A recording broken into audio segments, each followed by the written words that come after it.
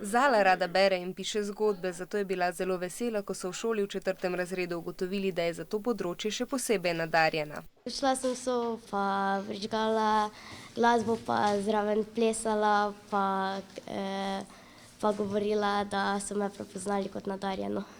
V šoli, ki jo Zala obiskuje, pa so kot nadarjene prepoznali kar tretjino otrok od 4. razreda naprej in učitelji nadarjene spodbujajo, da svoje talente razvijajo tudi s sodelovanjem pri oblikovanju pouka.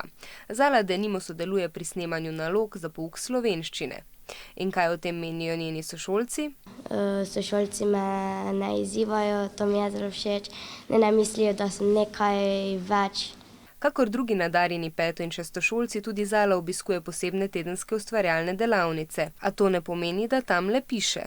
Nadarjene pa na vseh osnovnih šolah odkrivajo na enak način.